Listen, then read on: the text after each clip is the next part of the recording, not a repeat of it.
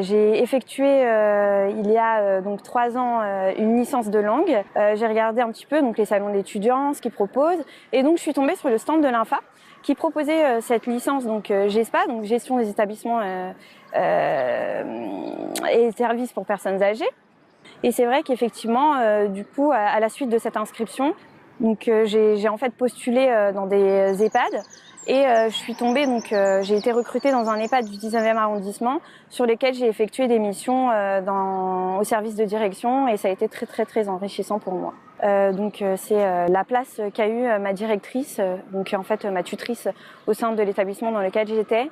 Elle m'a énormément aidée, elle m'a poussée au-delà de mes limites, et c'était très très important pour moi justement que quelqu'un puisse découvrir et me faire découvrir aussi d'autres choses que je ne savais pas. Tout l'environnement de l'EHPAD avec les cadres qui m'ont montré beaucoup de choses et découvert énormément de choses.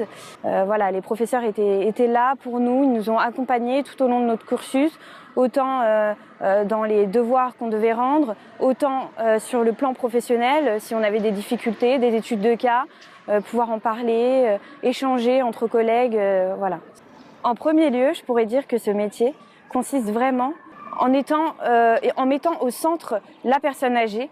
Quels sont ses besoins, comment les évaluer, comment mettre en place, parce que il faut savoir que c'est un métier assez compliqué, parce que le métier de directeur, c'est gérer de l'humain, c'est pas gérer du matériel.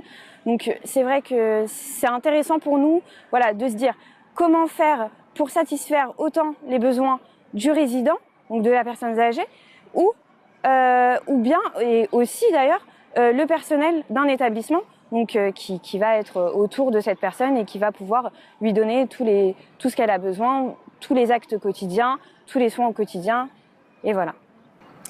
Pour moi, les points forts de l'INFA peuvent être évalués sur 3 critères. Premièrement, humanisme dans les relations. Deuxièmement, clarté des informations. Troisièmement, disponibilité des intervenants.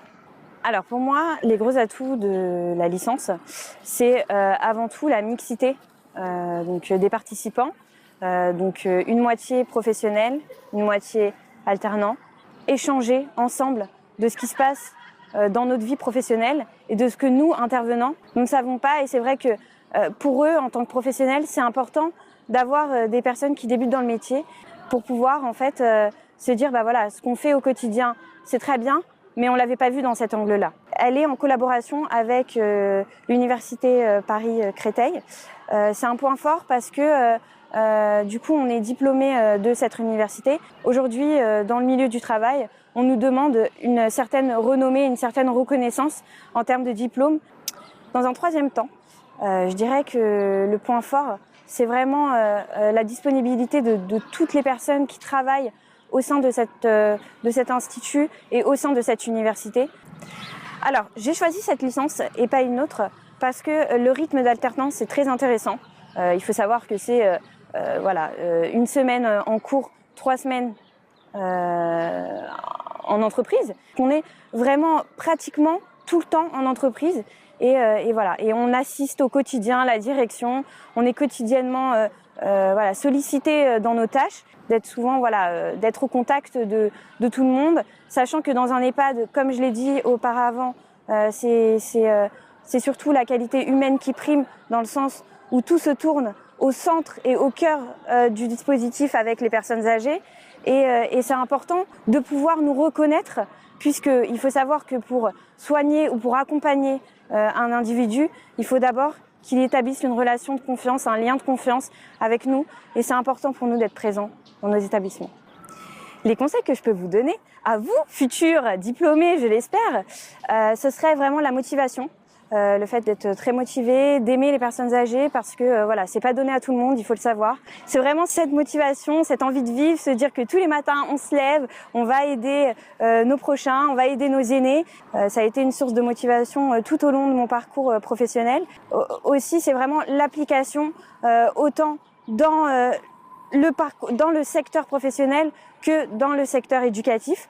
Et c'est important d'être très impliqué, justement pour pouvoir retenir tous ces petits conseils, ces petites méthodes pour pouvoir après exercer ce métier de directeur. À la suite du master, je souhaiterais devenir directrice d'EHPAD ou directrice en foyer logement. Justement, cette licence m'a permis de voir que voilà, j'étais faite pour ça, c'est ce que je veux. Et voilà, ça me permet de continuer en master. Et puis j'espère vraiment pouvoir réussir dans ce domaine.